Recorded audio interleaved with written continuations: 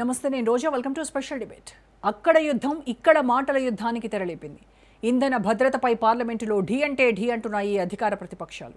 మోదీ ప్రభుత్వ విధానాలపై కాంగ్రెస్ కార్నర్ చేసింది. అయితే ధీటుగా జవాబిచ్చింది నరేంద్రుడి సైన్యం. ఎప్పటికప్పుడు గ్యాస్ సంక్షోభాన్ని నివారించేందుకు అప్రమత్తమవుతోంది కేంద్రం. దౌత్యపరంగా సాధించిన విజయంతో పాటు బ్లాక్ దందాను అరికట్టేందుకు కఠిన చర్యలు తీసుకుంటోంది. రాబోయే రోజుల్లో గ్యాస్, పెట్రోల్ సహా అన్ని రకాల ఇంధనాలు పెద్ద సమస్యగా మారనున్నాయా? ఇంధన భద్రత దెబ్బతింటోందా? విదేశీ విధానం ఫెయిల్ అయిందా? రాహుల్ గాంధీ పదే పదే మోదీ సర్కార్పై ఎందుకు విమర్శలు చేస్తున్నారు? ఇంధన యుద్ధంపై ఇవాల్టి స్పెషల్ డిబేట్.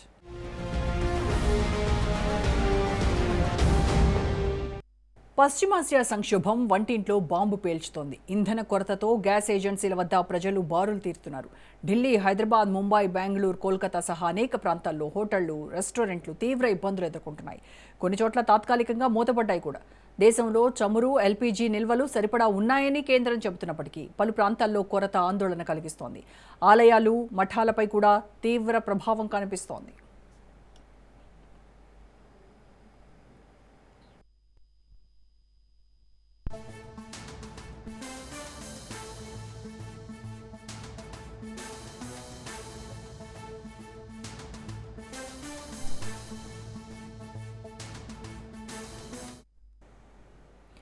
పార్లమెంటు వేదికగా గ్యాస్ కొరత విషయంలో కేంద్రం తీరుపై కాంగ్రెస్ మండిపడింది. వాస్తవాన్ని ప్రజలకు చెప్పకుండా మోదీ సర్కార్ అబద్ధమాడుతోందని హస్తం లీడర్లు ఆగ్రహం వ్యక్తం చేశారు. లోక్సభలో చమురు యుద్ధమే జరిగింది. అధికార ప్రతిపక్షాల మధ్య మాటలు మంటలు పుట్టించాయి. కేంద్రాన్ని టార్గెట్ చేశారు ప్రధాన ప్రతిపక్ష నేత రాహుల్ గాంధీ. వంట గ్యాస్ కొరతపై ఆయన సంచలన ఆరోపణలు చేశారు. అమెరికా అనుమతి లేకుంటే ముడి చమురు కొనరా?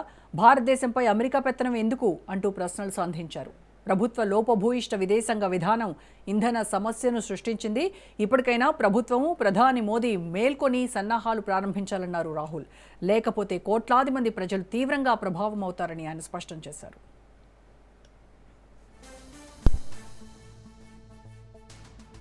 United States to decide who we buy oil from, who we buy gas from, whether we can buy oil from Russia or not, whether our relationship with different oil suppliers can be decided by us.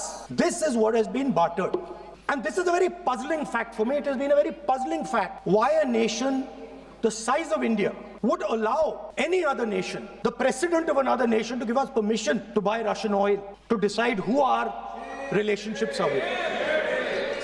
And this has been a puzzle, and I've been trying to figure this puzzle out. And I have figured the puzzle out. And the puzzle is about compromise. We have a gentleman sitting here who is the oil minister. He himself has said that he is a friend of Mr. Epstein. Oh. Sir, I'm talking about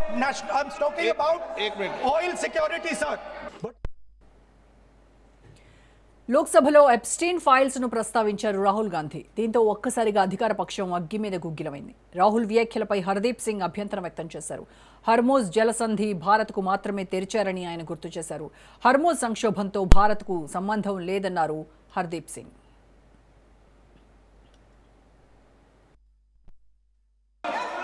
The world has not faced a moment like this in modern energy history. Today is the 13th day since the passage through the Strait of Hormuz, through which 20% of world's crude, 20% of world's natural gas, and 20% of the world's LPG flows was disrupted following the military operations between Iran, Israel, and the US. For the first time in recorded history, the Strait of Hormuz has been effectively closed to commercial shipping. Despite India having no role in causing the conflict, like many countries, India has to navigate through its consequences. The contrast with how other nations are managing this crisis places India's response in its sharpest relief. A country in our neighborhood has shut all schools for 2 weeks. Moved government offices to 4-day work week, ordered 50% of public employees to work from home, cut fuel allowances for official vehicles by half, and taken 60% of government vehicles off the road. This country has experienced the largest single fuel price increase in its history. The world has పశ్చిమాసియా వివాదం మొత్తం ప్రపంచ ఇంధన సరఫరా వ్యవస్థను ప్రభావితం చేస్తోంది. ఎటువంటి పరిస్థితుల్లోనైనా దేశ ప్రయోజనాలను కాపాడతామని ప్రధాని మోదీ హామీ ఇచ్చారు.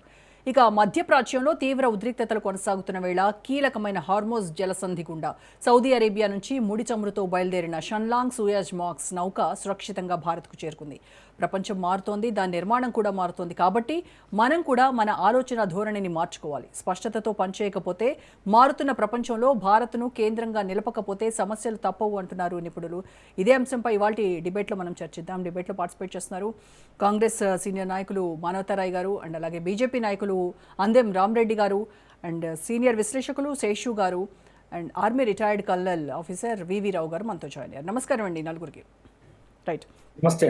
ఎస్ మానవదరాయ్ గారు, కేంద్ర ప్రభుత్వం ఈరోజు మనం చూసాం పార్లమెంటులో అధికార ప్రతిపక్షాల మధ్య ఒక చిన్నపాటి చమురు యుద్ధమే జరిగింది. మాటల దాడి ఒకళ్ళపై ఒకళ్ళు ఏమాత్రం తగ్గకుండా విమర్శలు ప్రతి విమర్శలు చేసుకున్నారు. అయితే కేంద్ర ప్రభుత్వము చమురు నిల్వలు పుష్కలంగా ఉన్నాయి, సరిపడా ఉన్నాయి, మనకు దాదాపు 2 నెలల పాటు మనకు వచ్చినటువంటి ఢోకా ఏం లేదు అని అధికారికంగానే ప్రకటిస్తూ ఉన్నప్పుడు ఏంటి దేశం అల్లాడుతోంది, ఇది జస్ట్ బిగినింగ్ మాత్రమే అని కాంగ్రెస్ నాయకులు ఇలా వ్యాఖ్యలు చేయడం ద్వారా అనవసరంగా ప్రజల్లో భయాందోళనలు సృష్టించిన వాళ్ళు ఎవరా మీరు? ఈ కృత్రిమ కొరతకు కారణం మీరే అని కూడా కొన్ని విమర్శలు వస్తూ ఉన్నటువంటి పరిస్థితి. ఏం సమాధానం చెప్తారు? ప్రతిపక్షం అంటే ప్రజల తరపున ప్రజల యొక్క బాధలు కష్టాలు బయట జరుగుతున్నటువంటి వాస్తవాలను పార్లమెంట్లో గళమెత్తే నాయకుడే ప్రతిపక్ష నాయకుడు. ఎస్, ఒక పక్క దేశాన్ని ట్రంప్ అనేక రకాలుగా అవమానపరుస్తాడు. భారత జాతి ఆత్మగౌరవం దెబ్బతింటుంది. ఎన్నిసార్లు అవమానపరుస్తాడు? భారతీయులు అక్రమంగా ఉన్నారని చెప్పేసి చేతులు కాళ్ళు కట్టేసి గుజరాత్ రాజస్థాన్లో విమానాల్లో దింపినా మనకు సిగ్గు రాలేదు. తర్వాత భారతీయులు సంపాదించిన సంపదను భారతదేశానికి తమ తల్లిదండ్రులకు కుటుంబ సభ్యులకు భారత్లో వివిధ రకాల పెట్టుబడులు పెట్టి తమ మాతృదేశం రుణం తీర్చుకునేందుకు అభివృద్ధి చేసేందుకు మరి డబ్బులు పంపిస్తే దాని మీద సుంకాలు.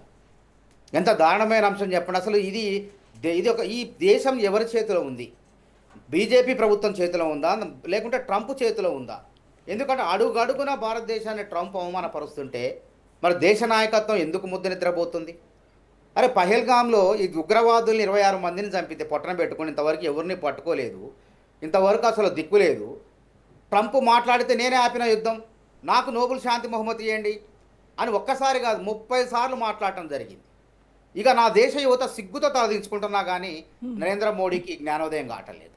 అదేవిధంగా మన దేశంలోని వస్తువులట అమెరికాలో దిగుమతి చేసుకుంటే ఆయన చెప్పినట్టు వినాలి. మళ్ళీ రష్యాతో నువ్వు చమురు కొంటే నీపైన అమెరికాలో దిగుమతి చేసుకునే వస్తువులపై 50% సుంకాలు వేస్తాం, వెనుజులా దగ్గర నుంచే నువ్వు చమురు కొనాలి అని ఈ ఆదేశాలు ఏంటి? అసలు మన దేశాన్ని పాలించేది ట్రంపా, నరేంద్ర మోడీనా, బీజేపీ ప్రభుత్వమా? అదేవిధంగా వాళ్ళ వస్తువులు మన దేశంలో దిగుమతి అయితే 0 సుంకాలట. అంటే సుంకాలు లేవు, ఏ సుంకాలు లేకుండా వాళ్ళ వస్తువులు మనం దిగుమతి చేసుకోవాలా?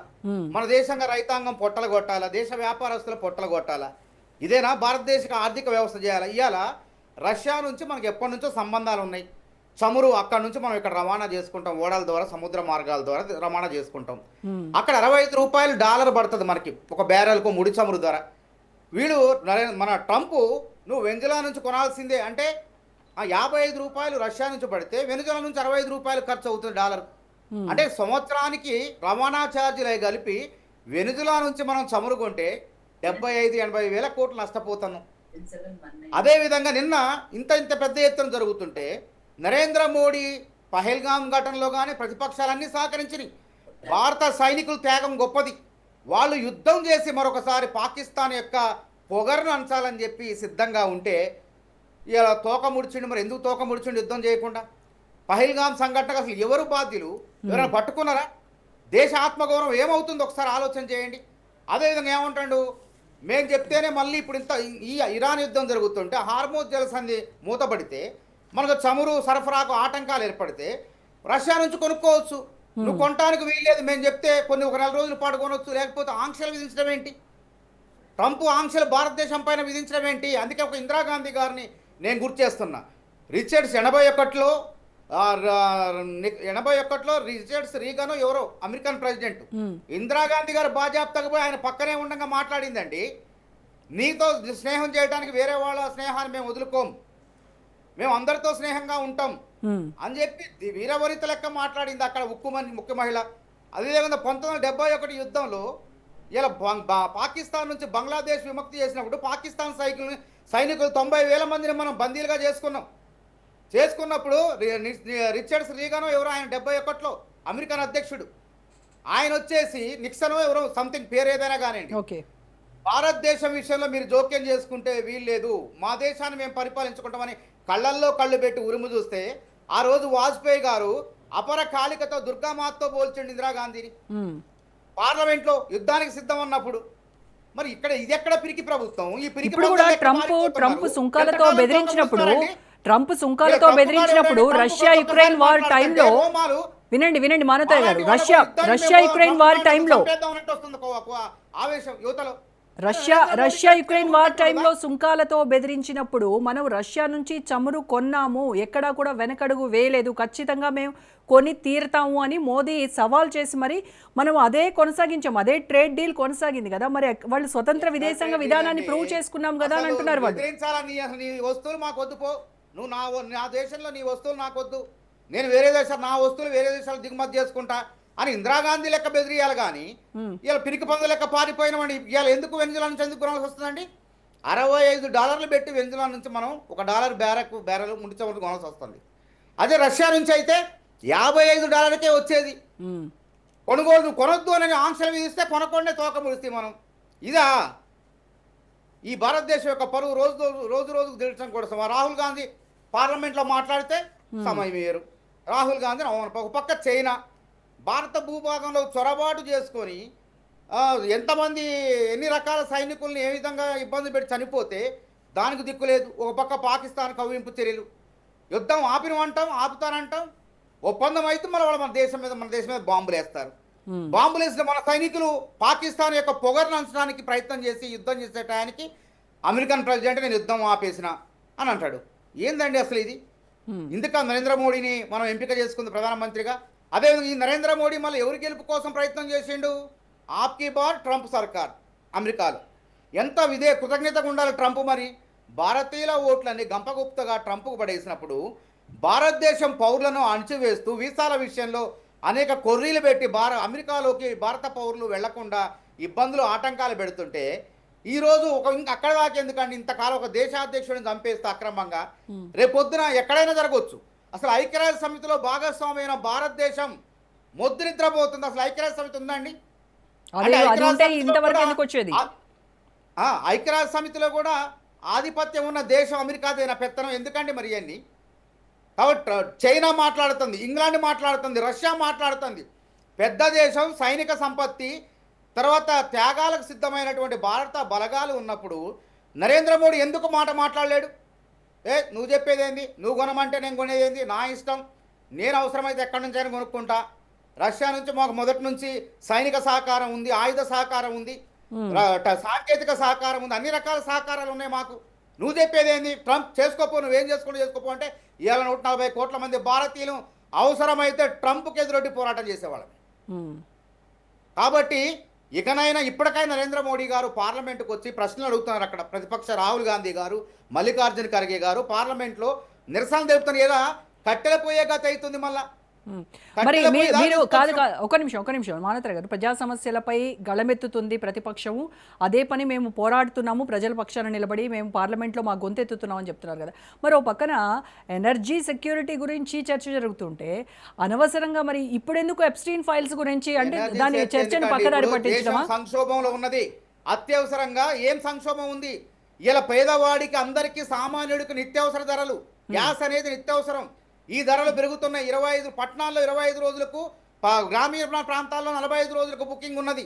బ్లాక్ మార్కెట్లో అమ్ముతున్నారు. హోటళ్లు, హాస్టళ్లు మూతపడ్డాయి. ఉస్మానియా యూనివర్సిటీలో కూడా ఒకప్పుడు మేమున్నప్పుడు కట్టెల పొయ్యి మీద వాడేవాళ్ళు, గ్యాస్ తర్వాత వచ్చింది. సరే మొత్తం గ్యాస్ వినియోగమే ఉంది. కానీ ఈ రోజు ఏమవుతుంది? మొత్తం కట్టెల పొయ్యి దాకా తీసుకొచ్చింది నరేంద్ర మోడీ. గ్యాస్ నుంచి కట్టెల పొయ్యి దాకా. అంటే మళ్ళీ భారతదేశాన్ని 100 ఏళ్ళు వెనక్కి తీసుకుపోయే ప్రయత్నం చేస్తా. అంటే అసలు విదేశీ వ్యవహారాల్లో నరేంద్ర మోడీ వెనకబడిపోయిండు. అది క్లియర్గా అర్థమైపోతుంది మనకి. ఇలా ప్రజలు ఏమైంది? స్టాక్ మార్కెట్లు పతనం, 7.5 లక్షల కోట్ల పతనం, ఆవిరైపోయిన పెట్టుబడులు పెట్టిన వాళ్ళు లబో దీపం అని మొత్తుకుంటున్నారు. సెన్సెక్స్ పతనం, రకరకాలుగా దేశం దివాలా తీసే పరిస్థితికి వస్తుంటే ఇవాళ నరేంద్ర మోడీ గారు కనీసం పార్లమెంట్లోకి వచ్చి భారత ప్రజలకు ధైర్యం చెప్పరా, మాట్లాడరా, చెప్పండి. రైట్ అండి. కాబట్టి భారత ప్రభుత్వం, నరేంద్ర మోడీ ప్రభుత్వం వైఫల్యం చెందింది. Yes. అమెరికన్ ట్రంప్ కు భయపడతాడు. భయం ఎందుకంటే నా భారతీయుడికి ఆ రోజు కాంగ్రెస్ వాళ్ళు స్వతంత్ర పోరాటంలో తెల్ల శ్వేత జాతీయులు ఎదిరించారు, రైట్ ఓకే రైట్ అండి. రకరకాల పోరాటం. కానీ నరేంద్ర మోడీ ఎందుకు మళ్ళీ అమెరికన్లకు భయపడతాడు? Okay right. రామరెడ్డి గారితో మాట్లాడదాం. రామరెడ్డి గారు, కేంద్రం చమురు నిల్వలు పుష్కలంగా ఉన్నాయని చెప్తున్నప్పటికీ కూడాను పరిస్థితులు చూస్తుంటే గ్యాస్ ఎల్పిజికి సంబంధించి కాస్త పరిస్థితి చేయి దాటినట్టుగా కనబడతా ఉంది. ఎందుకంటే మెట్రోపాలిటన్ సిటీస్ ముంబై, ఢిల్లీ, బెంగళూరు, హైదరాబాద్, కోల్కతా వంటి సిటీస్లో మొత్తం ఇప్పటికే almost 50% of the hotels close చేస్తున్నారు.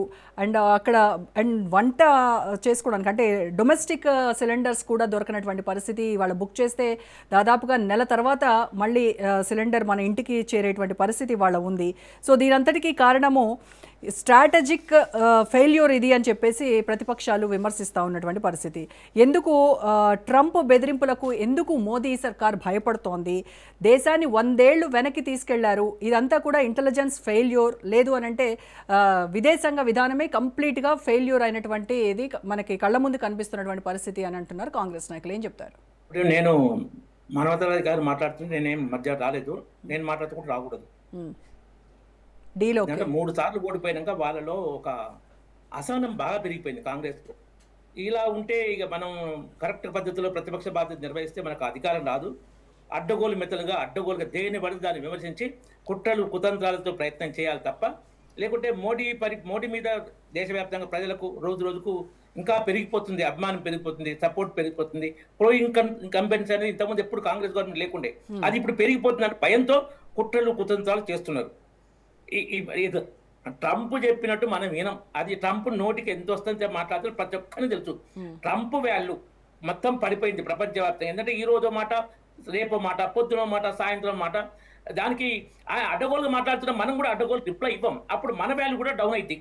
అవతల వ్యక్తి అడ్డగోలుగా మాట్లాడుతున్నా మనం ఊరికే రెస్పాండ్ అయితే మన వాల్యూ కూడా డౌన్ అవుతుంది. ఆ ఆపరేషన్ సింధూర్ విషయంలో మోడీ గారు స్పష్టంగా చెప్పారు. అమెరికా ఉపాధ్యక్షుడు ఫోన్ చేసి పాకిస్తాన్ మీ మీద ఏదో పెద్ద దాడి చేయబోతుంది అని చెప్పాడని, దాని అర్థం బెదిరియబోయారు, మీరు పాకిస్తాన్ తోని కాంప్రమైజ్ అవ్వండి. అప్పుడు మనం బ్రహ్మోస్, ఆకాశ్ ఇవన్నీ వాడి పాకిస్తాన్ ఎయిర్ బేస్ స్మాష్ చేయడం, అంటే ఫ్లైట్ ఎగరకుండా డ్యామేజ్ చేసి ఎగరకుండా చేస్తే పార్లమెంట్లో పాకిస్తాన్ ప్రైమ్ మినిస్టర్ నాకు మన ఆర్మీ చీఫ్ ఫోన్ చేశాడు, మునీర్ ఫోన్ చేశాడు, మనం పరిస్థితి ఘోరంగా ఉంది, ఇప్పుడు మనం భారత్తోని ఏంటంటే యుద్ధ విరమణ ఒప్పందం బ్రతిమల ఏదో విధంగా చేసుకోవాలి, లేకుంటే మన పరిస్థితి ఘోరంగా తయారని పార్లమెంట్ లో పాకిస్తాన్ ప్రైమ్ మినిస్టర్ చెప్పిండు. ప్రైమ్ మినిస్టర్ చెప్పినాక మనం మోడీ గారి మొదటి నుంచి పాలసీ ఏంటంటే ఇది యుద్ధాల సమయం కాదు, యుద్ధం మంచిది కాదు. ఓడిన దేశానికి తీవ్ర నష్టం జరిగితే గెలిచిన దేశానికి నష్టం జరుగుతుంది. మనం ఉక్రెయిన్ రష్యా వార్ చూస్తున్నాం. ఇప్పుడు ఈవెన్ ఇరాన్ అమెరికా వార్లో కూడా అమెరికాకు ఎంత నష్టం జరుగుతుందో మనం కళ్ళారా చూస్తున్నాం, ఇజ్రాయెల్కి అమెరికాకు. కాబట్టి యుద్ధం అనేది ఎప్పుడు చేయాలి, ఎందుకు చేయాలి, ఎంతవరకు చేయాలి, అవసరమైతే ఏ టైంలో మళ్ళీ అవతలి వాళ్ళు విత్డ్రా కోరి ఆ పరిస్థితి ఉంటే మనం ఆ అవకాశాన్ని సద్వినియోగం చేసుకోవాలి. అయ్యో మనకు బలం ఉంది కదా అని చేర్చిపోతుందంటే, ఇప్పుడు పిచ్చి కుక్క ఉంది అనుకోండి, ఎగ్జాంపుల్ చెప్తున్నాం. పిచ్చి కుక్క ఏమైనా వస్తే ఎక్కడైనా కలుస్తుంది, ఎవరైనా కలుస్తుంది. దాన్ని కంట్రోల్ పెట్టుకోవాలి. ఆ కుక్కకు పిచ్చి ఎక్క కూడా చూసుకోవాలి మనం. ఏదన్నా ఎగ్జాంపుల్ చెప్తున్నాం, దీన్ని 100% చేయాలి. కాబట్టి అవతల ఇప్పుడు పిల్లిని కూడా రూమ్ లో పెట్టి బంధించి కొడితే మన మీద దుంకి మన కట్ చేసి పెట్టి చేస్తాయి. డోర్ తీసి కొట్టి పెట్టి చేస్తే పారిపోతుంది పిల్లి. ఇప్పుడు పిల్లి ఎవరు? పిల్లి ఎవరు సార్? ఇప్పుడు ప్రయత్నం చేస్తుంది. పిల్లి ఎవరు? పిల్లి పాకిస్తాన్. ఓకే. పిల్లి ఆపరేషన్ పహల్గామ్ చేసిన పనికి వాళ్ళని ఆపరేషన్ దాడి చేసినాం, వాళ్ళు బ్రతిమలాడుకున్నారు యుద్ధ విరమణకు. మనం కూడా యుద్ధం సుదీర్ఘకాలం మంచిది కాదు. ఎందుకంటే ఇంతమంది ఓడిన దేశానికి చాలా నష్టం అయితే గెలిచిన దేశానికి నష్టమే. ఇప్పుడు అది అందరికీ తెలిసిన విషయమే. యుద్ధం వల్ల నష్టమే తప్ప ఎవరికి ప్రయోజనం ఉండదు అని చరిత్ర ప్రూవ్ చేస్తూ వస్తున్నటువంటి విషయం. అవును, ఉక్రెయిన్ యుద్ధం స్టార్ట్ కాకముందు చెప్తున్నారు. అదే ఎందుకంటే మనం డెవలప్ కావాలి. ఇప్పుడు ఇవన్నీ కాదు రామరెడ్డి గారు, రెండు ప్రశ్నలు అడుగుతాను. మీరు అంటున్నారు కదా ట్రంప్ పిచ్చి ప్రేలాపనలు వాగుతున్నాడు, వాటన్నింటినీ ఖండించుకుంటూ కూర్చుంటే అదే సరిపోతుంది జీవితాంతం అని చెప్తున్నారు కదా. అట్లీస్ట్ ఒక్కసారైనా ట్రంప్ నేనే యుద్ధం ఆపాను అని చెప్పినప్పుడు కాదు ట్రంప్ యుద్ధం ఆపలేదు అని ఖరాఖండిగా ఎందుకు చెప్పలేకపోతోంది మోదీ సర్కార్?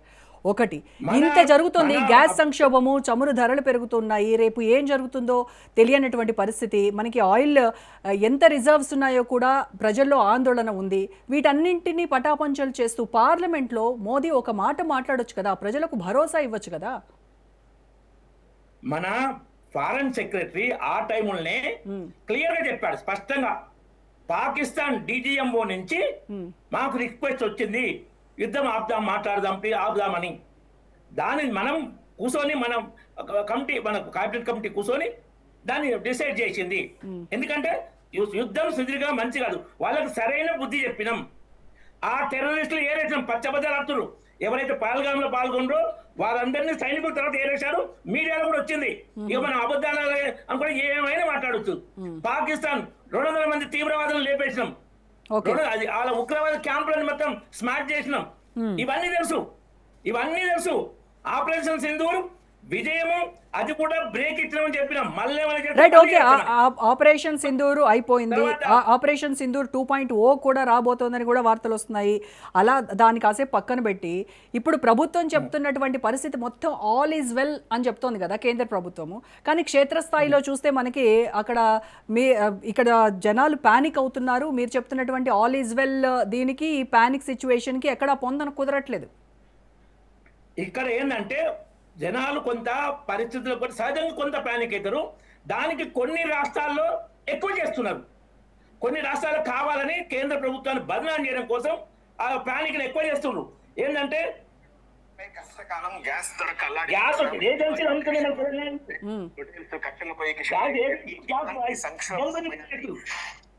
సరే తీసేయండి, మీరు మాట్లాడండి.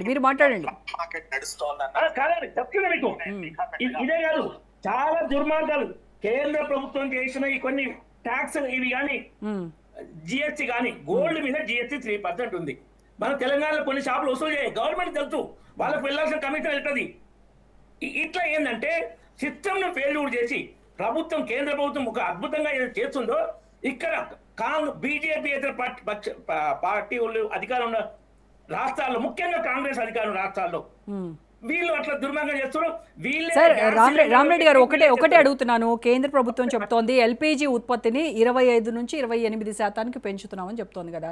మరి అంత స్థాయిలో కనుక ఉత్పత్తి పెరిగితే ఇవాళ మార్కెట్లో చూస్తే సిలిండర్ డెలివరీకి ఇంత సమయం ఎందుకు పడుతోంది, ఇంత డిలే ఎందుకు అవుతోంది? 50% కేమో ఇంపోర్ట్ చేసుకుంటాం. ఆ దాంట్లో హార్మోన్ జలసంధి నుంచి 80 to 90% వస్తుంది ఇంపోర్ట్ లో. హార్మోన్ జలసంధి ఆగిపోయింది కాబట్టి గత 10 రోజులుగా ఆగిపోయింది కాబట్టి షిప్పులు మన దగ్గర షార్టేజ్ కొంత ఏర్పడుతుంది. అయితే ఇంతకు ముందు 12 కోట్ల ఎల్పిజి కనెక్షన్లే ఉండే, 10.5 కోట్లు మోడీ ప్రైమ్ మినిస్టర్ ఉచితంగా ఇచ్చి ప్రతి తల్లికి పొగ బాధ తప్పాలని ఉజ్వల పథకం కింద దేశవ్యాప్తంగా ఫ్రీ గ్యాస్ కనెక్షన్ ఇవ్వడం జరిగింది. కాంగ్రెస్ పాలనలో గ్యాస్ కనెక్షన్ కాబట్టి ఎంపీ గారి రికమెండేషన్ లెటర్ కావాల్సిందే. ఎంపీ గారు రికమెండేషన్ లెటర్ ఇస్తేనే గ్యాస్ కనెక్షన్ ఇచ్చేది. సార్ ఇప్పుడు కాంగ్రెస్ పార్టీ ఏం చేసింది, గతంలో ఇంకొక పార్టీ ఏం చేసింది, మాకెందుకు సార్? మీరేం చేస్తున్నారు, ప్రజలకు మీరేం చేయబోతున్నారు అది చెప్పండి. అదే చెప్తానండి. ఎక్కడ డొమెస్టిక్ వాళ్ళకి ఇబ్బంది లేకుండా చేస్తున్నాం. దేశవ్యాప్తంగా ఎక్కడ డొమెస్టిక్ లేదు, కమర్షియల్ కు తప్పదు. ఎందుకంటే ఒక విపరీతమైన ప్రత్యేకమైన పరిస్థితి వచ్చింది కాబట్టి మన ఇంపోర్ట్లు షిప్పులు ఆగిపోయినాయి.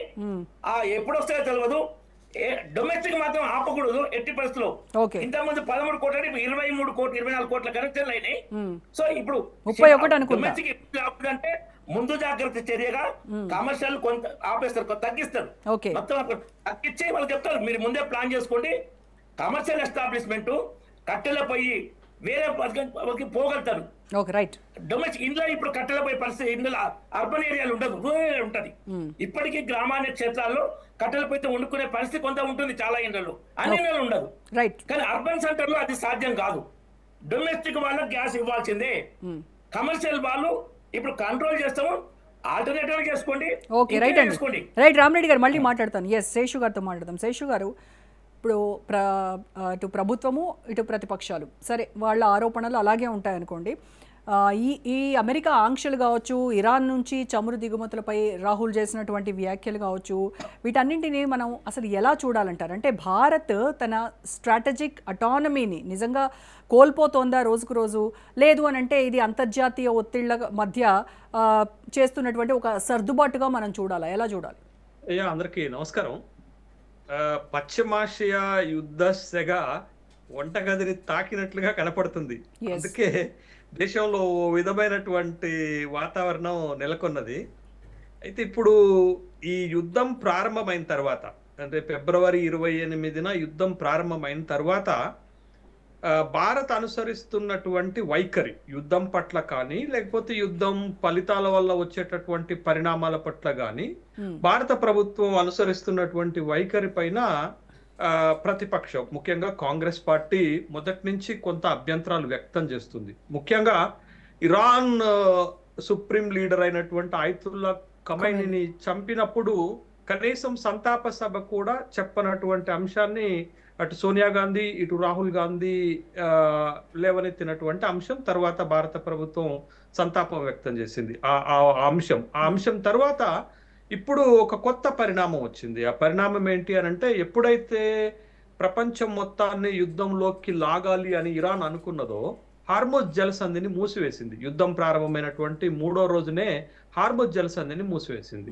ఈ హార్ముజ్ జలసంధిని మూసివేస్తే మొత్తం ప్రపంచంలో ఒక క్రైసిస్ ని క్రియేట్ చేయాలనేది దాని ఒక ఎత్తుగడ. ఎందుకంటే యుద్ధంలో దాని పరిమితి దానికి తెలుసు. ఇజ్రాయెల్ అమెరికాని ఢీకొట్టడం అంటే ఈ ఆయుధాల కంటే కూడా వ్యూహాత్మకమైన ఎత్తుగడ ఉండాలనేది ఇరాన్ యొక్క ప్రయత్నంగా మనం చూస్తున్నాం. అందుకే వాళ్ళు ఒక స్టేట్మెంట్ చేశారు ఈ 2 రోజుల క్రితం. ఎనర్జీ వార్ చేస్తామన్నారు. ఎనర్జీ వార్ చేయటం అంటే మొత్తం ప్రపంచాన్ని ఒక క్రైసిస్ లోకి నెట్టేటటువంటి ప్రయత్నం. అంటే ఇరాన్ మీద దాడి చేసే సమస్య ప్రపంచ సమస్యగా మారిస్తే అది ఇరాన్ తనకు ఒక రక్షణ కవచంగా మార్చుకుంటది. ఆ ఎత్తుగడతోటే వీళ్ళు చేసింది హార్ముజ్ జలసంధిని మూసివేశారు. దాంతో ఏమైంది, ఇప్పుడు మొత్తం ప్రపంచవ్యాప్తంగాతో పాటు ఈ పెట్రోలియం ప్రోడక్ట్స్ పైన డిపెండ్ అయ్యేటటువంటి దేశాల్లో సమస్య ఏర్పడింది. ముఖ్యంగా భారత్ వచ్చేసరికి మనం 62% గ్యాస్ ని మనం ఇతర దేశాల నుంచే దిగుమతి చేసుకుంటాం. ఒక సౌదీ అరేబియా నుండే మనం దిగుమతి చేసుకునేది 85 to 90% దిగుమతి చేసుకుంటాం. ఈ హార్ముజ్ జలసంధిని మూసివేసేసరకు మన దగ్గర ఆ సమస్య ప్రారంభమైంది. మొదట ఏం ప్రారంభమైంది, ఈ గ్యాస్ కొరత ప్రారంభమైంది. తరువాత ఏమైంది, గ్యాస్ ధర పెరిగింది. తరువాత ఏమైంది, ఈ కొరతని తట్టుకోవటానికి ప్రభుత్వము ఈ గ్యాస్ సిలిండర్ బుకింగ్ సమయాన్ని 15 రోజుల నుంచి 21 రోజుకి, 21 రోజు నుంచి 25 రోజులకి పెంచింది. ఇప్పుడు రూరల్ ఏరియాకి దానికి 45 days కి ఎక్స్టెండ్ చేసింది. ఈ క్రైసిస్ మేనేజ్మెంట్ లో వాళ్ళు చేస్తున్నటువంటి ఆ ప్రయత్నంగా మనం చూడాల్సినటువంటి అంశంగా ఉంది. అయితే ఇది ఒక గ్యాస్ మాత్రమే పరిమితం అవుతుందా అంటే, not only gas, that extend to the, ఇప్పుడు అది ఎక్స్టెండ్ అవబోతుంది. ఎక్కడికి ఎక్స్టెండ్ అవుతుందంటే పెట్రోలియం డీజిల్ కి ఎక్స్టెండ్ అవుతుంది. తర్వాత వంట నూనెలకు ఎక్స్టెండ్ అవుతుంది. తర్వాత పప్పు దినుసులకు కూడా ఎక్స్టెండ్ అవుతుంది. ఈ పరిణామాన్ని మనం ముందుగానే అంచనా వేసుకొని దానికి తగ్గటువంటి ప్రయత్నాలు చేయాలి. ఆ ప్రయత్నాల్లో భాగంగా నిన్న జరిగినటువంటి ఒక ఇన్సిడెంట్ ఏంటి అని అంటే, అంతర్జాతీయ ఇంధన సంస్థ IEA అనేటటువంటి సంస్థ ఈ అత్యవసరమైనటువంటి ఈ ఇంధన నిల్వలను 40 కోట్ల ఇంధన నిల్వలను రిలీజ్ చేసింది తట్టుకోవడానికి. ఇది ప్రపంచవ్యాప్తంగా జరుగుతున్నటువంటి ఒక ప్రయత్నం. అయితే ఇక్కడ మనం ఇంకొక అంశం ఏం చూడాలి అని అంటే, ఈ రోజు ఒక కీలక పరిణామం జరిగింది. ఆ పరిణామం ఏంటి అని అంటే, ఇరాన్ మనకి ఎంత నమ్మదగ్గ భాగస్వామ్యం ఈ అంశంతో తేలిపోతుంది. ఇప్పటి వరకు యుద్ధం ప్రారంభమైన తర్వాత మీరు సోషల్ మీడియా, మెయిన్ స్ట్రీమ్ మీడియాలో అనేక రకాలైనటువంటి విమర్శలు వచ్చాయి, అనేక రకాలైనటువంటి అభిప్రాయాలు కూడా వచ్చాయి. మనకి అమెరికా కంటే కూడా ఇరాన్ ఎంత నమ్మదగ్గమైనటువంటి భాగస్వామి అనేది ఇవాళ జరిగినటువంటి ఒక ఇన్సిడెంట్ తోటి మనకి ఇరాన్కు ఉన్నటువంటి బంధం బయటపడింది. ఏంటి అంటే, ఈ హార్ముజ్ జలసంధిని మూసివేస్తే 700 నౌకలు, కార్గో నౌకలు, ఇంధనాన్ని సరఫరా చేసేటటువంటి నౌకలు అక్కడ ఆగిపోయినాయి. అవును. ఆగిపోయిన తరువాత వాళ్ళు తీసుకున్నటువంటి నిర్ణయం, చైనా వాళ్ళకి మిత్రుడు కాబట్టి చైనా నౌకలను వదిలిపెట్టారు మొదట. తరువాత భారతదేశంతో తన సంబంధాలను మెరుగుపరచుకోవటానికి చాలా సందర్భాల్లో ఇటీవల నేను చూస్తున్నాను, ఈ దేశానికి నెహ్రూ అన్యాయం చేశారనేటటువంటి ఒక కొత్త వాదన తీసుకొచ్చారు. కానీ నెహ్రూ ఈ దేశాన్ని అంతర్జాతీయంగా విదేశీ విధానంలో ఎంత బలోపేతం చేశాడనే సంఘటన ఈ రోజు జరిగింది. ఎందుకు జరిగింది అని అంటే, నాడు నెహ్రూ వేసినటువంటి బాటల్లో, ఇందిరాగాంధీ వేసినటువంటి బాటల్లో ఇవాళ మోడీ నేర్పుతున్నటువంటి రిలేషన్స్ లో భాగానే ఇవాళ ఇరాన్ ఏం చేసిందంటే, హార్మోజ్ జలసంధి ద్వారా భారత్ నౌకలకు ప్రత్యేకమైనటువంటి అనుమతి ఇచ్చింది. అందుకే ఇవాళనే 2 నౌకలు భారతదేశానికి చేరుకున్నాయి. పరిమళ్, పుష్పక్ అనేటటువంటి 2 కార్గో నౌకలు చేరుకున్నాయి. అంటే మనకి ఇరాన్ ఎంత భాగస్వామి, అమెరికా అన్ని దేశాల పైన ఈ టారిఫ్స్ వేసినప్పుడు, ప్రతీకార సుంకాలు వేసినప్పుడు భారతదేశాన్ని వదిలిపెట్టిందా? వదిలిపెట్టకపోగా బ్రెజిల్ తో సహా భారతదేశంతో 50% టారిఫ్ వేసి మన పైన కక్ష తీర్చుకున్నటువంటి మోడీనా, లేకపోతే ఇవాళ భారత్ లో సమస్య ఏర్పడితే ఆ సమస్య పరిష్కారం కోసం ఇరాన్ తాత్కాలిక ప్రభుత్వము ఇవాళ మనకు హార్మోజ్ జలసంధిలో ఒక ప్రత్యేకమైనటువంటి అనుమతితోటి మన నౌకలను వదిలిపెట్టిందంటే మనం అనుసరిస్తున్నటువంటి విదేశాంగ విధానం ఎంత బలమైనటువంటి విధానమో మనకి ఇప్పుడు అర్థం కావాల్సినటువంటిది. అది ఓవర్ నైట్ లో మోడీ వస్తేనో, లేకపోతే జయశంకర్ అబ్బాస్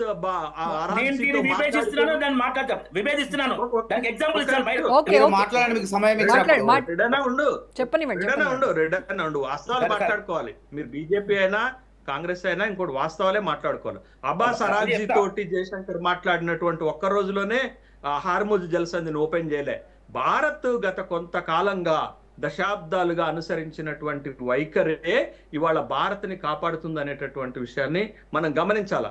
కాబట్టి అట్లా మీరు ఒప్పుకోకపోతే నేనేం చేయాలా?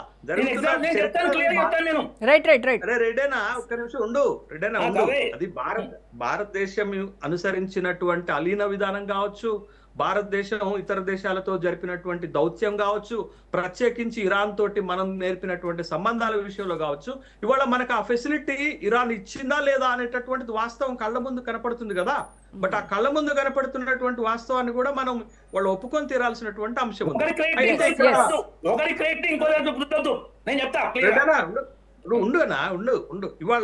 ఇవాళ యుద్ధంలో ఒక 3 అంశాలు మనకి చాలా స్పష్టంగా కనపడుతున్నాయి. ఒక్కటి, ట్రంప్ మొదట గెలిచాడు, ఏది ఖమైనీని చంపేసి. రెండోది, ట్రంప్ ఓడిపోయాడు. ఎందుకు ఓడిపోయాడు అంటే, ఇరాన్ లో తన ప్రమేయం లేకుండా కొత్త ప్రభుత్వం ఏర్పాటు అవటం, ముజ్తబా సుప్రీం లీడర్ గా కొత్త ప్రభుత్వం ఏర్పాటు అవటం తోటి ట్రంప్ అనుకున్నటువంటి ఆశలు నెరవేరలేదు. మూడోది, వాళ్ళ సందిగ్ధత ఏర్పడింది ప్రపంచవ్యాప్తంగా. ఆ సందిగ్ధత ఏంటి అంటే, యుద్ధాన్ని ఎట్లా ఆపాలి, ఎవరు మధ్యవర్తిత్వం వహించాలి, ఈ యుద్ధాన్ని ఆపటానికి ఉన్నటువంటి మార్గాలు ఏంటి. ఎందుకంటే యుద్ధం గనక ఆగకపోతే ప్రపంచ ఆర్థిక వ్యవస్థల మొత్తం పైన ప్రభావం పడుతుంది. ఆ ప్రభావం భారతదేశం పై కూడా పడుతుంది. ఇవాళ మనకి సమస్య కనపడుతుంది. ఆ సమస్య మిగతా రంగాలకు విస్తరించేటటువంటి లోపులోనే యుద్ధాన్ని ఆపవలసినటువంటి అవసరం కూడా ఉంది. బట్ ఆ ఆపేటటువంటి బాధ్యత ఎవరు తీసుకుంటారనేది ఇవాళ మనకు ఉన్నటువంటి ఒక సందిగ్ధత. ఆ సందిగ్ధతలో ట్రంప్ చెప్పినటువంటి మాట, నిన్న చెప్పినటువంటి ఒక మాట ఏంటంటే, ఇది తాత్కాలిక సైనిక చర్యే, యుద్ధాన్ని ముగించడానికి ప్రయత్నం చేస్తున్నాను అనేటటువంటి ఒక మాట చెప్పాడు. ఎందుకు అనంటే, ఇరాన్ ఎలాగో లొంగిపోయేటటువంటి అవకాశాలు కనపడట్లేదు. ఒకవేళ ఆ ఉద్దేశమే గనక ఉంటే ముజ్తబాని వాళ్ళు సుప్రీం లీడర్ గా ఎన్నుకొని ఉండే వాళ్ళు కాదు అనేటటువంటి విషయాన్ని మనం గమనించాలి. ఇవాళ ఇరాన్ ప్రెసిడెంట్ పెజెస్కియాను ఒక 3 ప్రతిపాదనలతో ముందుకొచ్చారు. ఈ 3 ప్రతిపాదనలు గనక ఇజ్రాయెల్, అమెరికా ఆమోదిస్తే మేము చర్చలకు సిద్ధంగా ఉంటాము. అంటే ఈ 3 ప్రతిపాదనలు కొత్తవేం కాదు కదా, గతంలో వాళ్ళ ముందు ఉంచినవే కదా. భద్రతా హక్కులను కాపాడాలి, అంతే. ఇరాను హక్కులను అంతర్జాతీయంగా కాపాడాలి, యుద్ధం వల్ల జరిగినటువంటి నష్టానికి పరిహారం చెల్లించాలి, తరువాత మొత్తం భవిష్యత్తులో ఇరాన్ పైన ఎలాంటి Guarantee దాడులు ఇవ్వాలి. చేయకూడదు అనేటటువంటి ఒక అంశాన్ని ముందుకు తీసుకొచ్చారు. బట్ దానిపైన ట్రంప్ వైఖరి ఎట్లుంటుంది, ఆ వైఖరితోటే ఇవాళ ఇప్పుడు యుద్ధాన్ని మొదలుపెట్టింది ఎవరు? ఇరాన్ కాదు కదా. Yes. యుద్ధం మొదలుపెట్టింది ఇజ్రాయెల్, అమెరికా. ఆ ముగింపు చేయాల్సినటువంటి బాధ్యత కూడా వాళ్ళపైన ఉంటుంది. ఎందుకంటే ప్రపంచం మొత్తాన్ని వాళ్ళ సంక్షోభంలోకి నెట్టేటటువంటి పరిస్థితి. Right, ముఖ్యంగా ఈ అప్కమింగ్ ఎకానమీస్, మన ఎకానమీ చాలా ఫాస్టెస్ట్ గా గ్రోయింగ్ అవుతున్నటువంటి ఎకానమీలో Yeah. ఇట్లాంటి హార్డిల్స్, ఇట్లాంటి ఆబ్స్టాకిల్స్ వస్తే మన గ్రోత్ రేట్ పడిపోయేటటువంటి అవకాశం ఉంటుంది. ఇవాళ చూడండి, ఒక గ్యాస్ సమస్య వస్తే అది ఎన్ని రంగాల మీద ప్రభావం పడుతుంది? ముందు హోటల్స్ పైన పడుతుంది, Industries. రెస్టారెంట్ల పైన పడుతుంది, హాస్టల్స్ పైన పడుతుంది, తర్వాత గృహ రంగం పైన పడుతుంది, రవాణా రంగం పైన పడుతుంది. Factories. ఈ అన్ని Factories రంగాలు అన్ని మూతపడతాయి. ప్రత్యక్షంగానో పరోక్షంగానో దెబ్బతింటాయి. Yeah. అది ఆర్థిక వ్యవస్థని రైట్, దెబ్బతీసేటటువంటి శేషు గారు. అవకాశం ఎస్ ఉంటుంది. ఎస్ ఇక వివిరావు గారితో మాట్లాడదాం, ఆర్మీ రిటైర్డ్ కర్నల్ వివిరావు గారు. భారతీయ నౌకలకు ఇబ్బంది లేదు అని ఇరాన్ చెప్పడాన్ని ఒక సైనిక అధికారిగా మీరు దీన్ని ఎంతవరకు నమ్ముతారు? అండ్ యుద్ధం టైంలో ఇలాంటి హామీలు క్షేత్రస్థాయిలో ఎంతవరకు అమలవుతాయి అంటారు? ఇరాన్ ఇప్పుడే వాళ్ళ ఆయతొల్లా స్టేట్మెంట్ వచ్చింది. హార్ముజ్ జలసంధిని కేంద్రీకరించి ఎకనామిక్ వార్ చేద్దాం అన్నట్టుగా అది ఫోకస్లో ఉంటుందని క్లియర్ కట్గా చెప్పారు. అయితే చైనాకి, ఇండియాకి అందులో కొంతవరకు ఎగ్జంప్షన్ ఇవ్వడం జరిగింది. చైనా, ఇండియా కూడా రెండు ఈ మిడిల్ ఈస్ట్ మీద విపరీతంగా ఆధారపడిన దేశం. కరెక్ట్. ప్రస్తుతానికి ఇరాన్ చెప్పినట్టు మనం నమ్మచ్చు. ఆల్రెడీ 2 షిప్స్ బయటికి రావడం జరిగింది. అలాగే ఫ్యూచర్లో 2-3 రోజుల్లో LNG, CNG తర్వాత ఫెర్టిలైజర్ మెటీరియల్ కూడా బయటకు వస్తుందని ఆశిద్దాం. చెప్పండి. రైట్, అంటే ఒకవేళ ఇరాన్ ఈ జలసంధిని కనుక పూర్తిగా మూసివేస్తే మనకున్నటువంటి అదర్ ఆల్టర్నేటివ్ రూట్స్ ఏంటంటారు? దౌత్యపరంగా, సైనిక పరంగా మనం ఏ రకమైనటువంటి చర్యలు తీసుకోవాలంటారు? ఒకటి, మనకి ఆల్రెడీ ఎస్టాబ్లిష్డ్ సెల్లర్స్ ఉన్నారు, రష్యా, వెనెజులా. వెనెజులా నుంచి కొనడానికి మనకి అమెరికా అభ్యంతరం ఏమీ లేదు, ఎందుకంటే వాళ్ళ కంట్రోల్లో ఉన్నారు కాబట్టి. ఇంకా నెక్స్ట్ చూస్తే సౌదీ అరేబియాకి ఒమాన్లో pipeline 5 lakh barrels per day capacity pipelines ఉన్నాయి. ఆ పైప్ లైన్ ద్వారా తీసుకురావచ్చు. కొంతవరకు ఇరాన్ మనకు సప్లై చేసేటట్టుంటే చాబహార్ పోర్ట్ కూడా వాడచ్చు. చాబహార్ పోర్ట్ నుంచి మనం బయటికి తీసుకురావచ్చు. ఇది ఉంది. ఇంకా వేరే ప్రత్యామ్నాయాలు చూసుకోవాల్సి వస్తుంది. కానీ మనకి దాదాపు 60-90 రోజుల స్ట్రాటజిక్ రిజర్వ్స్ ఉన్నాయి. మనం కొంచెం పైకి కిందకి కొంచెం LNG సప్లైలోనో, CNG సప్లైలోనో కొంచెం తట్టుకోవాల్సి ఉంటుంది. ఇంకా అంతకంటే బాధపడాల్సిన అవసరం లేదు. ఎస్, బిజినెస్ మెన్ అంతా ఇటువంటి సమయంలో బ్లాక్ మార్కెటింగ్కి వీటికి వాళ్ళ రెవెన్యూస్ చూసుకుంటూనే ఉంటారు, రూమర్స్ స్ప్రెడ్ చేస్తారు, తద్వారా ప్రాఫిట్ పొందాలని చూస్తారు. అది ఒకటి చూసుకోవాలి ఇంటర్నల్గా. ఇంకా ఈ రోజుని ప్రపంచంలో నరేంద్ర మోడీ గారి పర్సనాలిటీ ఒకటి టవరింగ్ పర్సనాలిటీ కింద ఆయన ఏర్పరచుకున్నారు. తప్పనిసరిగా ఈ చర్చలకి దిగితే మాత్రం, ఒకవేళ ఈయన సంసిద్ధమైతే చర్చలకి మీడియేషన్ చేయడానికి, he has got the capacity to mediate. India has got the capacity to mediate between Israel, USA and Iran. ఆ విధంగా మనం ఫ్యూచర్లో మంచిదే హోప్ చేద్దాం. ఇరాన్ని మాత్రం తప్పనిసరిగా నమ్మచ్చు. Alternate resources, various resources other కూడా మనం ట్రై చేస్తూనే ఉండాలి. ఓకే, అందులో డౌట్ ఏమీ లేదు. ఎస్, రాహుల్ గాంధీ అమెరికా పెత్తనం గురించి ఆయన మాట్లాడారు కదా. చైనా ఇప్పటికే ఆ ప్రాంతంలో తన పట్టుని నిరూపించుకుంటూ వస్తూ ఉంది, పెంచుకుంటూ ఉంది. మనమేమో అమెరికా వైపు మొగ్గు చూపడం అనేది గల్ఫ్ దేశాలతో మనకున్నటువంటి వ్యూహాత్మక సంబంధాలు ఏవైతే ఉన్నాయో అవి దెబ్బతినేటువంటి అవకాశం లేదంటారా? లేదండి. ఎందుకంటే ఇప్పుడు మన ప్రైమ్ మినిస్టర్ ఇజ్రాయెల్ వెళ్ళే అందరూ కూడా 25వ తారీఖుని విజిట్ చేసినప్పుడు కూడా 3 రోజుల క్రితం వాళ్ళు వెస్ట్ బ్యాంక్ లో ల్యాండ్ రిజిస్ట్రేషన్స్ అనుమతిస్తే మనం వ్యతిరేకించాం. అలా ఇష్యూ బేస్డ్ మనం వ్యతిరేకిస్తూనే ఉన్నాం. మనకి పాలెస్టీనా తోటి కూడా సత్సంబంధాలు ఉన్నాయి. యాక్చువల్లీ పాలెస్టీనాని ఫస్ట్ టైం రికగ్నైజ్ చేసింది మనం. తర్వాత 2 స్టేట్ థియరీని మనం ప్రొపగేట్ చేస్తున్నాం. ఆ విధంగా ఈ రోజులు కూడా నిజంగా American president world peace committee చేసేది కానీ ఇండియా అటువంటి పెద్దల్ని పెట్టుకుంటే ఎక్కువ సక్సెస్ అయ్యే అవకాశం కనిపిస్తుంది పాకిస్తాన్ ఇటువంటి చిన్న దేశాల కంటే.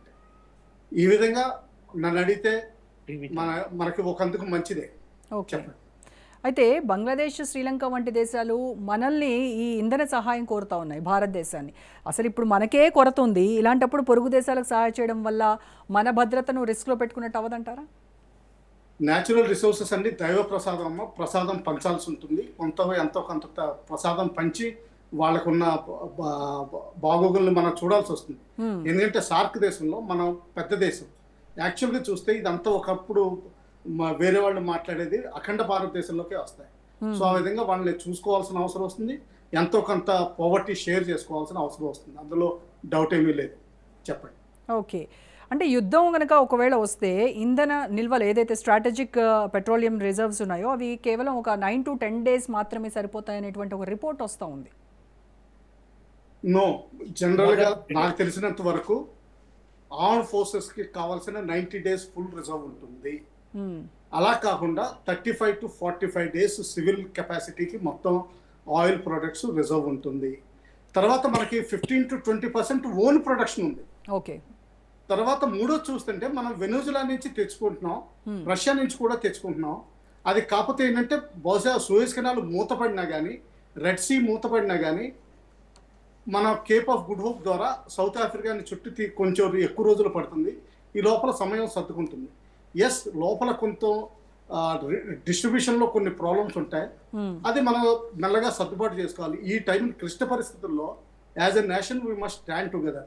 ఎప్పుడైనా సరే ఇవన్నీ ఎక్స్టర్నల్ ఫోర్సెస్ మనల్ని ఫోర్స్ చేసినప్పుడు మనం కూడా అర్థం చేసుకోవాలి. అంతేగాని ప్రతిదీ ఒక ఇష్యూ కింద చేసి స్ట్రీట్స్కి వెళ్ళడం అనేది I don't feel it is a correct approach. చెప్పండి. ఇప్పుడు షెన్లాంగ్ సుయాజ్ మార్క్స్ అనేటువంటి నౌక తన ఏఐఎస్ ఆటోమేషన్ ఐడెంటిఫికేషన్ సిస్టమ్, ఈ ఏఐఎస్ను ఆపేసి లైక్ గోయింగ్ డార్క్ అనేటువంటి ఈ పద్ధతిలోనే ప్రయాణించిందనేది ఒకటి సమాచారం.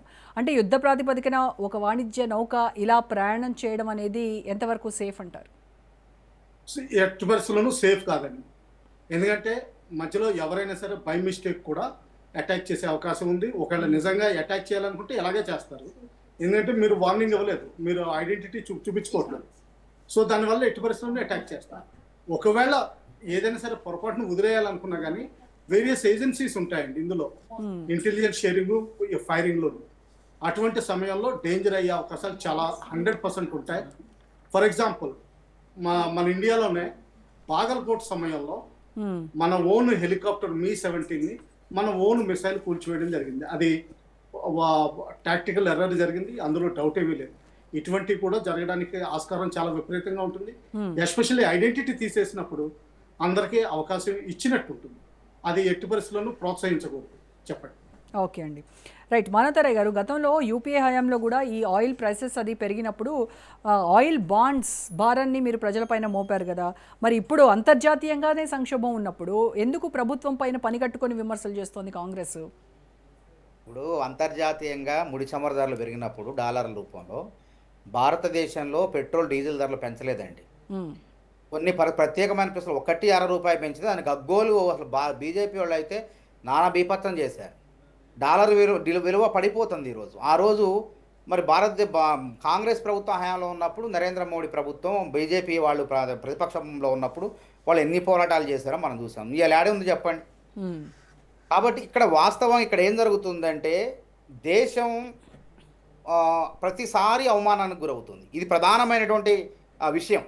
అదేవిధంగా విదేశీయంగ విధానం అనేది లేకపోవటం, స్పష్టమైనటువంటి విదేశాంగ విధానం, తర్వాత భవిష్యత్ కార్యాచరణ, ఇట్లాంటి పరిస్థితులు వచ్చినప్పుడు ఏం చేయాలి? ముందస్తుగా జాగ్రత్తలు ముందే మనం దగ్గర పెట్టుకోవాలి ఇట్లాంటి అంశాలను. ఏ విధంగా ఇలా విచిత్రమైన అంశం ఏంటంటే, ఒక పక్క అమెరికా ఇలా నేపాల్లో భారత వ్యతిరేక ప్రభుత్వం వచ్చింది, బంగ్లాదేశ్ భారత వ్యతిరేక ప్రభుత్వం వచ్చింది, పాకిస్తాన్ మొదటి నుంచి మనకు దాయాద్ దేశమే, చైనా కూడా అంతంత మాత్రమే. ఇలా అమెరికా ఒకవేళ భారతదేశం ఎదుగుతున్న దేశం కాబట్టి, అభివృద్ధి చెందుతున్న దేశం కాబట్టి, అత్యధిక జనాభా ఉన్న దేశం కాబట్టి, శాస్త్ర సాంకేతిక పరంగా అభివృద్ధి చెందుతుంది కాబట్టి తట్టుకోలేకపోతుంది అమెరికా.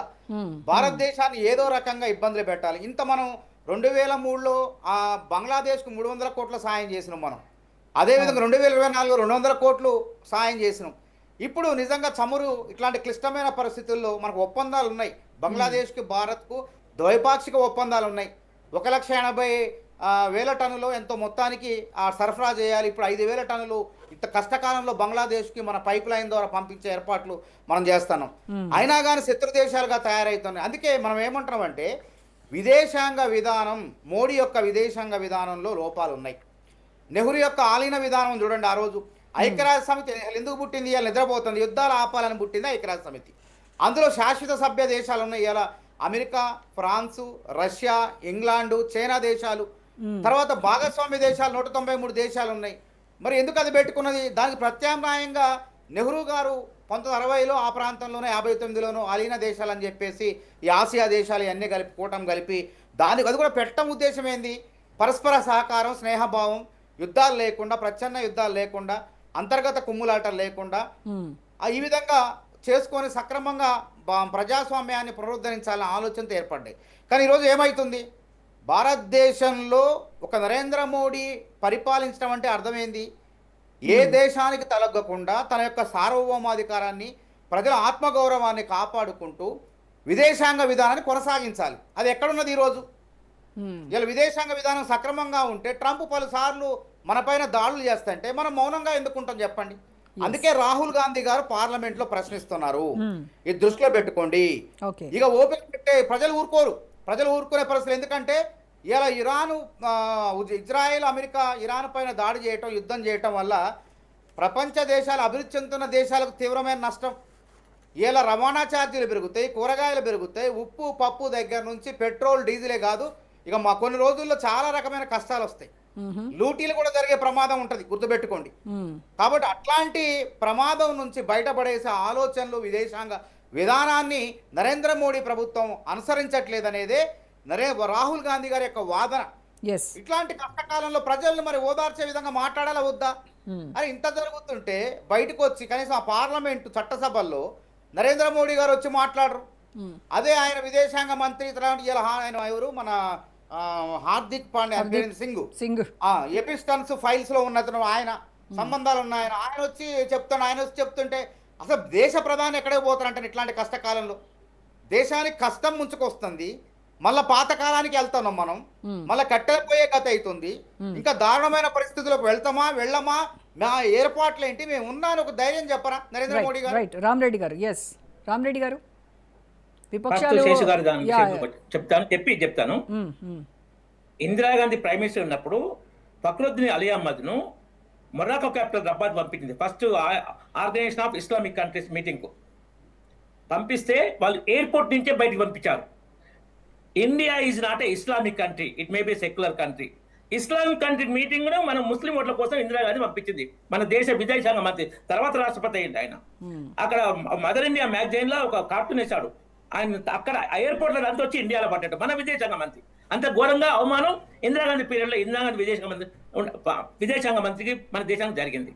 అదే యుఏఈలో అదే organization of Islamic country meeting అయినప్పుడు వాళ్ళు స్పెషల్ గెస్ట్ గా మన విదేశాంగ మంత్రి సుష్మా స్వరాజ్ గారిని పిలిచారు. పిలిస్తే పాకిస్తాన్ ఆబ్జెక్షన్ చెప్తే మీరు రాకపోయినా పర్లేదు, మాకు భారతదేశం ముఖ్యమని మన సుష్మా స్వరాజ్ గారు వెళ్ళి ఆర్గనైజేషన్ ఆఫ్ ఇస్లామిక్ కంట్రీలో గౌరవప్రదంగా వారికి ఉపన్యాసం ఇచ్చి వాళ్ళకి చెప్పడం జరిగింది. వాళ్ళు దాన్ని స్వాగతించడం జరిగింది. ఇది అప్పుడు నెహ్రూ, ఇందిరాగాంధీ టైంలో ఉన్న ఫెయిల్యూర్ కు మోడీ గవర్నమెంట్ వచ్చిన సక్సెస్ కు ఇది తేడా, ఒక ఎగ్జాంపుల్ అది. ఇక ఏంటంటే కాంగ్రెస్ వాళ్ళు 100 అబద్ధాలు మాట్లాడితే 100 కాంగ్రెస్ చెప్పాలంటే మనకు చాలా టైం పడుతుంది. ముఖ్యంగా ఏంటంటే ఇంతకుముందు డిఫెన్స్ సెక్రటరీ చెప్పారు, మోడీ గారి స్టేట్మెంట్షిప్ అలా ఉంది ఇప్పుడు ప్రపంచవ్యాప్తంగా. వారు చేయగలరు, కెపాసిటీ కొంత ఉంది, అవుతుందని కాదు. వారు ఇదే విషయం చాలా మంది ప్రపంచ నేతలు రిక్వెస్ట్ చేస్తే ఉక్రెయిన్ కూడా వెళ్ళారు. మోడీ గారు ఉక్రెయిన్ రష్యా యుద్ధానికి ఆపడానికి వెళ్ళారు, కానీ వాళ్ళు వినలేదు. మళ్ళీ అమెరికా అధ్యక్షుడు పిలిపించుకోండు. అమెరికా అధ్యక్షుడు మరి పైకోటి చెప్పి లోపల చేసిండా ఆ యుద్ధం ఆగలేదు. ఎందుకంటే కొన్ని దేశాలు వాళ్ళ ఆయుధాలు అమ్ముడుకోవడం కోసం కొన్ని యుద్ధాలను పెంచి పోషిస్తుంటాయి. అది మనకు తెలుసు, పేరు చెప్తే బాగుండదు, కొన్ని రిలేషన్ పరంగా చెప్పకూడదు. కానీ కొన్ని దేశాలు పనిగట్టుకొని యుద్ధాలను ఆయుధాలు అమ్ముడుకోవడం కోసం వాళ్ళ బిజినెస్ కోసం ప్రోత్సహిస్తుంటాయి. ఇంకోటి అమెరికాతోని మనకున్నది ట్రేడ్లు ఏంటంటే మనకు మాక్సిమం ట్రేడ్ బెనిఫిట్ అనేది అమెరికా తోటి ఎక్కువ. మనకు 70% మనం ఎక్స్పోర్ట్ చేస్తే రఫ్లీ చెప్తున్నాం, 25% మనం ఇంపోర్ట్ చేస్తున్నాం అమెరికా నుంచి. ఆ ఉన్నదాన్ని ఆయన ట్యాక్స్ పెట్టాలని, తొందరపడ్డాన్ని, తప్పించాలని మనం కట్ చేసుకోలేం కదా, మన దేశానికి నచ్చం కదా. మన ఎక్స్పోర్ట్ చాలా దెబ్బతింటాయి కదా. ఆయన ఎన్ని మాట్లాడినా ఎక్కడ మోడీ గారు చెప్పాల్సిన తిరిగి చెప్తూ సమాధానం చెప్తూ ఏం చేసిండు, ఆయన ట్యాక్స్ వేస్తే ఎన్నో దేశాలు తిరిగి వచ్చిండ్రు. ఈతో అగ్రిమెంట్ చేసుకుంటారు, మదర్ ఆఫ్ ఆల్ అగ్రిమెంట్స్ అని. యూరోపియన్ యూనియన్ 27 దేశాలు ఉంటాయి కదా, దాంతో మనం trade agreement, free trade agreement, వాళ్ళ వచ్చారు ఇక్కడ మనం ఫ్రీగా, వాళ్ళ వచ్చేది. అప్పుడు దిగొచ్చి ఆయన దిగొచ్చిన అమెరికా ఆయన, మేము అగ్రిమెంట్ చెప్తున్నాం భారత్ తోని. ఈతోని మోడీ గారు ట్రంప్ ఎక్కడ రిక్వెస్ట్ చేయలే, ఏం చేయాలంటే ఎక్కడ బతి పెట్టాలో అక్కడ బతి పెట్టిండు. ఈతో అగ్రిమెంట్ చేసుకుంటే మన దేశ అమెరికాను లెక్క పెట్టకుండా భారత్ వేరే దేశాలు చేసుకొని డెవలప్ అయితే మనం దెబ్బతింటామని ట్రంప్ గుర్తించి అప్పుడు దాన్ని ఇండియా యుఎస్ అగ్రిమెంట్ ను స్పీడప్ చేశాడు. ఎక్కడ వాళ్ళకి ఎక్కువ మనకు ట్రేడ్ బెనిఫిట్ ఎక్కువ ఉన్న దగ్గర లాంగ్ టర్మ్ బెనిఫిట్ తీసుకొని మనం ఎన్ఆర్ఐస్ అమెరికాలో ఎక్కువ ఉన్న పరిస్థితుల్లో కొంచెం అటు ఇటుగా అగ్రిమెంట్ జరుగుతాయి. అన్ని ఓవరాల్ బెనిఫిట్ చూసుకోవాలి. ఇండివిజువల్ గా ప్రతి కేసుకు ఈక్వల్ 50-50 ఉండదు. కొన్ని దిక్కులు వాళ్ళు ఎక్కువ అయితే మనం వేరే దిక్కులు ఎక్కువ వస్తుంది చూసుకొని వేరే దిక్కులు అక్వాలిటీ చేసుకోవాలి, బ్యాలెన్స్ అగ్రిమెంట్ చేసుకోవాలి. బ్రిటానియా 50-50 లాగా ఈచ్ అండ్ ఎవ్రీ కేసులో ఉండదు. వాళ్ళకు కొన్ని కావాల్సి ఉంటాయి, మనకు కొన్ని కావాల్సి ఉంటుంది. ఆ విధంగా మనం చేసుకున్నాం. ఎక్కడ లొంగలే, ట్రంప్ లాగా పిచ్చి కూతలు గుయ్యలే, ప్రధానికి సంబంధం అవసరం లేదు. ఇంకోటి ఎస్టీ దాని గురించి అంటారు ప్రొఫెసర్ నాగేశ్వర్ గారు, రాహుల్ గాంధీ తిట్టుడే అయింది. వాడెవడో పిచ్చి రాసుకుంటే దుర్మార్గంగా మన ప్రైమ్ మినిస్టర్ మనం అవమానం మీకు వీడియో వినిపిస్తా. ఈ ఒక ప్రతిపక్ష నాయకుడు చేసే పనేనా ఇది? ఇంత నీతంగా చేస్తారు రాహుల్ గాంధీ అని. రాహుల్ గాంధీ పేరు బట్టి ప్రొఫెసర్ నాగేశ్వర్ కమ్యూనిస్టు అన్న వీడియో మీకు వినిపించండి. ఇప్పుడు నేను మోడీ అన్నాడు, my prime minister Modi professor Nageshwar అన్నాడు. ఆయన క్యారెక్టర్ విషయంలో నేను గర్వపడుతున్నా. నేను విధానాలు వ్యతిరేకిస్తా వేరే విషయం, కానీ మన ప్రైమ్ మినిస్టర్ క్యారెక్టర్ ను నేను చూసి నేను గర్వపడుతున్నాను ప్రొఫెసర్ నాగేశ్వర్. రైట్ అండి, రైట్. ఓకే శేషు గారు, కాబట్టి ఇలాంటి నీట పనులు కాంగ్రెస్ చేస్తుంది. పబ్లిక్ దృష్టిలో కాంగ్రెస్ మరింత దేశాన్ని అమ్మాయి భారత మాత్రం అంత ఘోరంగా బిహేవ్ చేస్తుంది. బయట కష్టకాలం వస్తే అన్ని కలిసి ఒక్కరి ఎగ్జాంపుల్ చెప్తాడు. అమెరికాలో టెర్రరిస్ట్ దాడి జరిగినప్పుడు 3,000 మంది చనిపోతే ఏ టీవీ ఛానల్ ఒక్క పాట చూపించలే. ఏ ఒక్క అమెరికా అధ్యక్షుని తీసుకొని తీసుకుపోయి దాచారు సేఫ్టీ కోసం. ఏ ఒక్క ప్రతిపక్ష నాయకుడు గవర్నమెంట్ ను తప్పట్లే, ఏ ఒక్క ప్రతిపక్ష నాయకుడు గవర్నమెంట్ తప్పట్లే. ఇక్కడ మన దగ్గర ఏంటంటే విదేశాల కన్నా ముందే మన ప్రతిపక్ష నాయకులు మన దేశం పరుగు తీసే కుట్రలు చేస్తారు. మహిళా ఎంపీలతో ప్రైమ్ మినిస్టర్ ను కూడా ఘోరంగా అవమానించే పార్లమెంట్ చేసి మన పార్లమెంట్ ను, మన పిఎం ను, మన దేశాన్ని అవమానించే కుట్రలు చేస్తారు. ఓకే శేషు గారు, ఒక ఇంపార్టెంట్ విషయం ఏంటంటే ప్రస్తుతము ముడి చమురు బ్యారెల్ ధర చూస్తే $90 కనుక దాటితే మన రూపాయి విలువ కావచ్చు, అలాగే కరెంట్ అకౌంట్ డెఫిసిట్ కావచ్చు, దాని పరిస్థితి ఏంటంటారు? ఇప్పుడు యుద్ధం ప్రారంభమైనప్పుడు ఒక బ్యారెల్ ముడి చమురు ధర $63 ఉంది. అది యుద్ధం తీవ్రత వచ్చేసరికి $100 పెరిగింది. మధ్యలో ఖతార్ ఒక స్టేట్మెంట్ ఇచ్చింది, యుద్ధం ఇలానే గనక కొనసాగితే ఒక బ్యారెల్ ముడి చమురు ధర $150 పెరుగుతుంది అని చెప్పింది. ఒక 2 రోజుల క్రితం ఇరాన్ ఒక స్టేట్మెంట్ చేసింది, ఇది మేము ఇలానే యుద్ధం కొనసాగి ఇలానే దాడులు తీవ్రతరం అయితే ప్రపంచం మొత్తం కూడా ఈ ఎనర్జీ క్రైసిస్ లోకి వెళ్ళిపోతుంది, ఒక్కొక్క బ్యారెల్ ముడి చమురు ధర $200 పోయేటటువంటి అవకాశం ఉంది అని చెప్పారు.